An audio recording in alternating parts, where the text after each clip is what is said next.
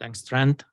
Good morning, everyone. I'm Alessandro Frigeri. I'm a researcher at the National Institute of Astrophysics in Rome, Italy.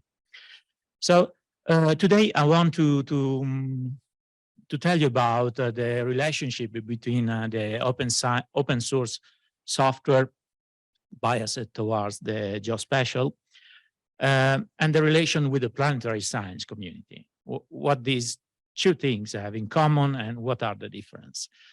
First of all, I will give you an historical perspective on what happened in these last 25 years.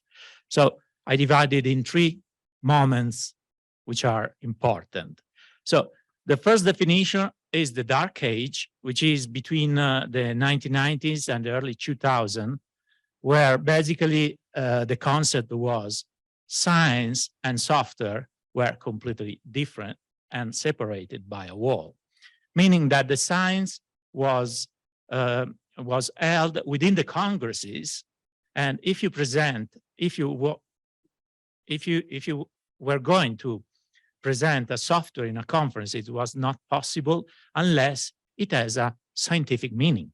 So the wall was that one, science on one side and the software on the other side, and the software was considered basically a tool or something to own to produce science. That was the dark age of this relationship between open science and open source software and science. Then hopefully we have this decade of renaissance in between 2010 and 2020, where a lot of things happens. So we have the first experiment of the integration between the geographic information system and the processing of planetary data, of processing tool of planetary data.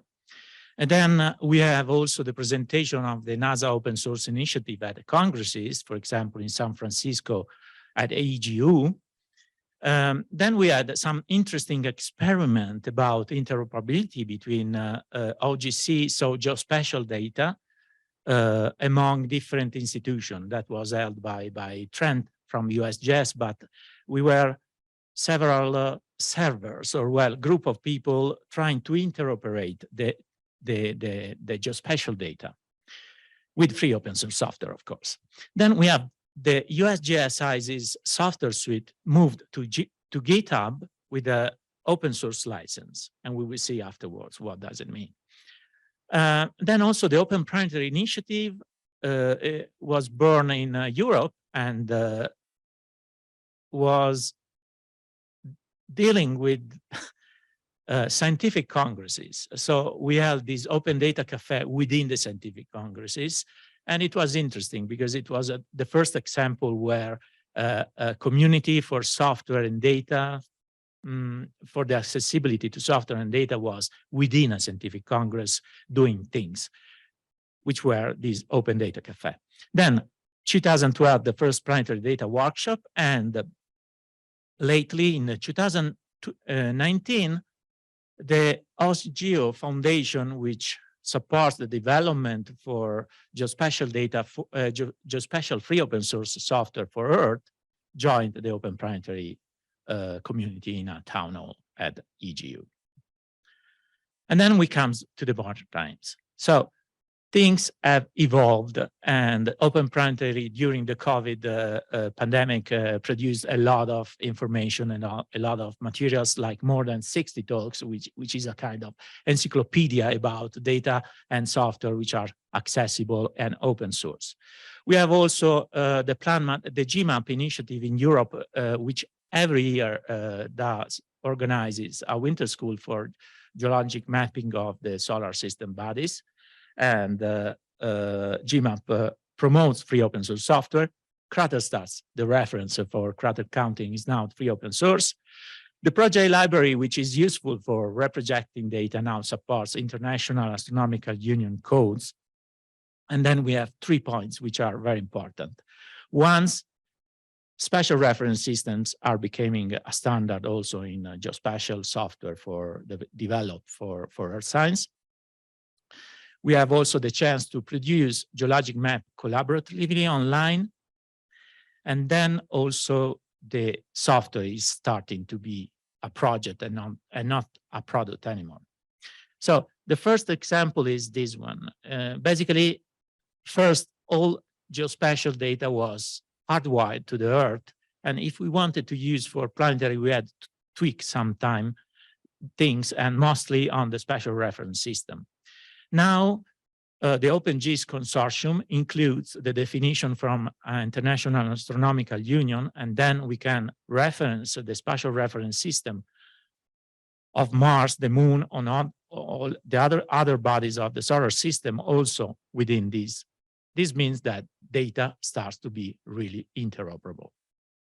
Another thing is that thanks to a free open source software developed by Fred Kaloff and colleagues at JPL called MMGS, we will see after the talk about that, allows to produce collaborative mapping on the web, on a web interface. And this is interesting because Mars 2020 used that, and also ExoMars, ExoMars has produced a geologic map of the landing site using this free open source software. So the same software, different agencies and missions.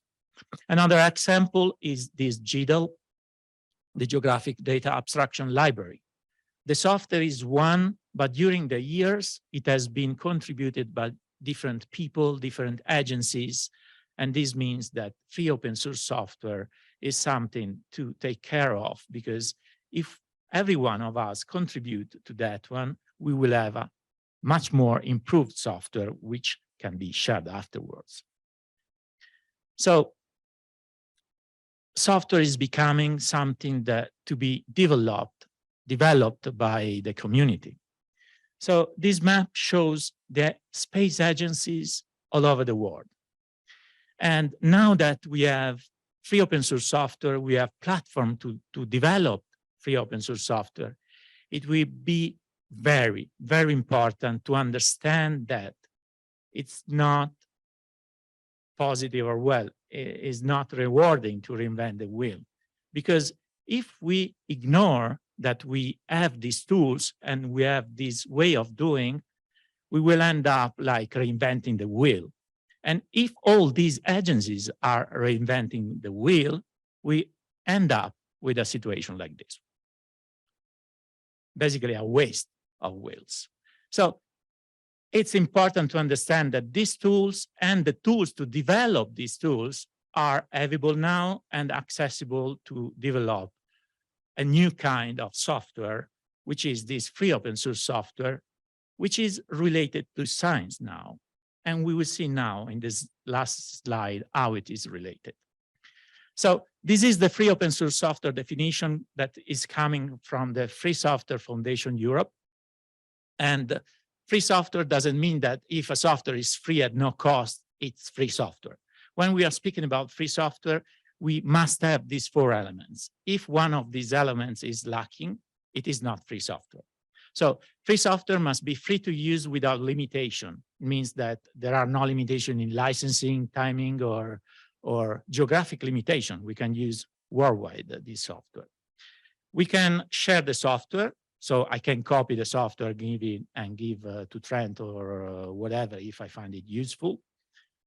Free software must be free to be studied. This implies the access to the source code. So the design of the software must be publicly available.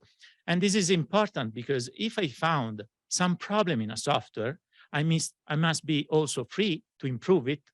And this is the fourth element. That means that free software has to be free to be improved, and the improves must be freely available to everyone. This mechanism makes free software a really powerful system to develop project that basically works and are useful to the whole community of science. But what is really interesting, it is this one. If we take these elements and we transfer to the scientific research intended as scientific method, we have this one. Scientific research intended as the scientific method means that science can be used for any purpose and without limitation. Science can be shared because the results of science is public and we can share the results as a paper or whatever. Also, the scientific method tells that science must be reproducible, sorry. And this is very important because we are living this crisis of publish or perish, and some science cannot be like that, but that is not science, let's say like that. Also, a theory can be proved to be false because if we are free to study a theory, we can also falsify this theory and improve this theory by publishing some correction to it. So this is the scientific research which has a common, which is a lot of similarities with the free open source software development. So we end up with this. The wall between science and software with free open source software now is open, and we have new perspective because we can develop software within the scientific process, and as scientists, we can use the software, contribute to the software, and be part of the software development ourselves. So to wrap up, we are passing from software as a product to software as a project, and the project as people. And this means that every time we will see people this time in this workshop, we will identify also the software, and we are going to interact among people and communities. The software comes at no cost, but is everyone's responsibility to support it. I mean, the financial support to develop the software is important, of course, because it's a project, but also it is possible throughout the mechanism of the free open source we saw before to use the software and improve the software even if you are not directly involved.